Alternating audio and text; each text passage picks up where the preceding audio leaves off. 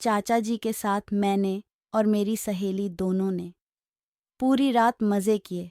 Mummy papa घर से बाहर गए हुए थे। मैंने अपनी सहेली को रात को अपने साथ सोने के लिए बुलाया था। मुझे चाचा से काफ़ी डर लगता था। वो काफ़ी शराब पीते हैं। वो शाम को अपने कमरे में थे। मैं और मेरी सहेली। अब हम दोनों सोच में पड़ गईं। सहेली बोली कि अब क्या करें। सहेली को बोला कि मैं ऊपर जाती हूँ और शाम के खाने के बारे में पूछ कर आती हूँ। मैं ऊपर चली गई और चाचा से पूछा कि रात के खाने में क्या खाओगे।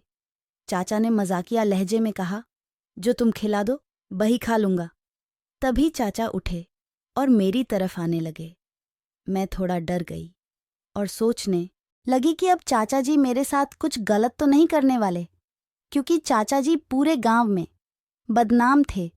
लोगों को उनके बारे में गलत कहते हुए काफ़ी सुना था। तभी उन्होंने मेरे कंधे पर हाथ रखा। मेरी सांसें तेज हो गई थीं और मुझे पसीना भी आ गया था। तभी चाचा जी ने कहा, चलो नीचे चलते हैं। तब जाकर मुझे सांस में सांस आई और हम दोनों नीचे आ गए। चाचा जी बाइक पर बैठकर कहीं चले गए। हम दोनों ने खाना बनाया और बातें करने लगी और चाचा का इंतज़ार करने लगी। थोड़ी देर बाद जब वह घर आए, उनके हाथ में कुछ सामान था।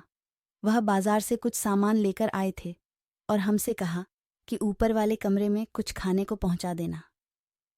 तब मैंने सहेली से कहा कि तुम यहाँ पर रुको, मैं ऊपर सब्जी लेकर जाती हूँ। मैं ऊपर चली गई।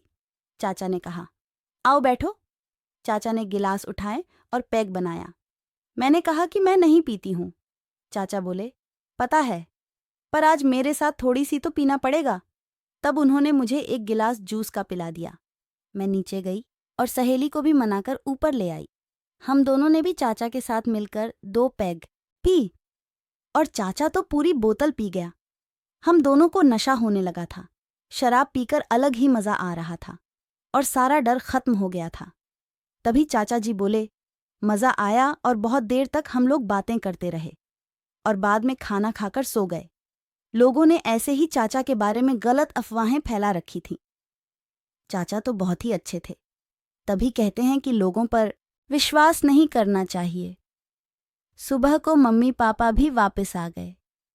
अब मुझे कभी भी चाचा के साथ अकेले रहने में कभी डर नहीं लगा। धन्यवाद। प्लीज़ चैनल को सब्सक्राइब करें और लाइक कमेंट ज़रूर करें। आप सभी का सहयोग चाहिए।